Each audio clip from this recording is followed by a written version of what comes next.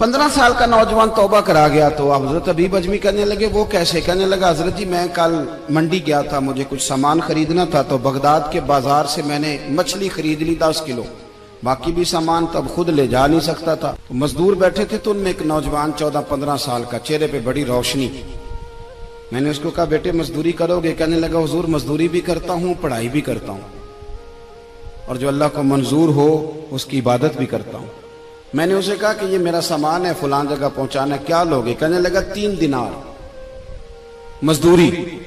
सौदा तय हो गया, उसने सामान उठा लिया। कहते हैं रस्ते में जोहर का वक्त हो गया। कहने लगा चचा अगर इजाजत दो तो नमाज पढ़ लूं। 15 साल का जवान। कहते मैं रख के ना वहां सामान तो फट्टे पे बैठ गया, वो नमाज पढ़ने चला गया। बाकी लोग देर से आए, वो बच्चा जल्दी आ गया।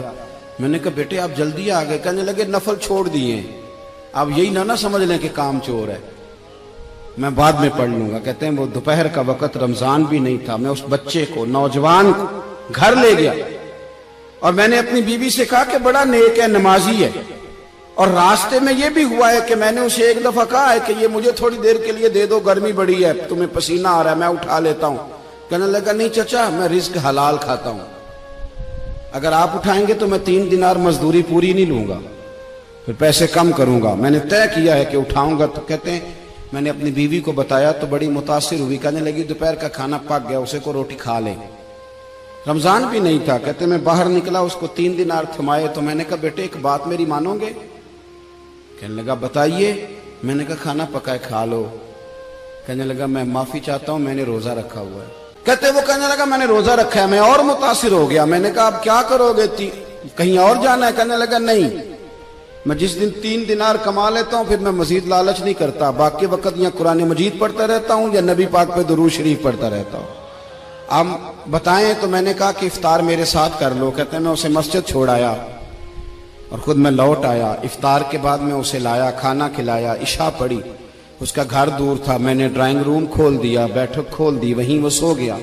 मेरी 20 साल की माजूर बच्ची कभी चल नहीं सकती थी, कोई तबीब कोई हकीम मैंने छोड़ा नहीं था इसको दिखाया न हो। एक ही बेटी, वो भी माजूर पैदाइशी।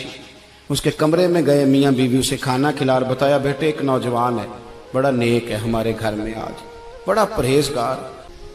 तो कहते हैं वो खाना खिला के हम वापस आ गए। आधी रात का वक्त हुआ तो दरवाजे पे दस्तक हुई। बच्ची अपने कमरे में सो रही थी, हम अपने कमरे में, वो बैठक में।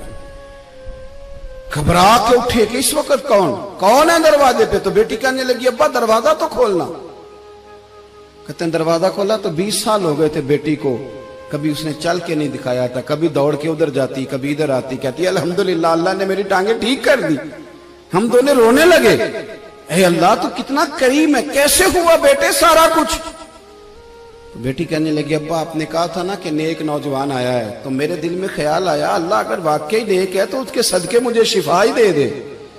या अय्युहल्लज़ीना आमनुत्तकुल्लाह वब्तगू इलैहिल वसीला। तो कहने लगी अभी मेरी दुआ भी पूरी नहीं हुई तो रब करीम ने फजल किया है और मुझे शिफा अता कर दी।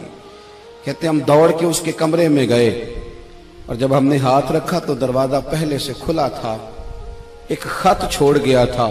आजकल के पीर की करामत होती तो फेसबुक पे दे देता, बाकियों को भी जरा बोल पता चले। कहते हैं वो खत छोड़ गया अपने बिस्तर पे कि अगर तुम लोगों को मुझसे मोहब्बत हो गई है तो मेरे पीछे ना दौड़ना, उस रब की बारगाह में झुकना जिस रब ने मेरे ऊपर भी फजल फरमाया है और आप पर भी करम फरमाया।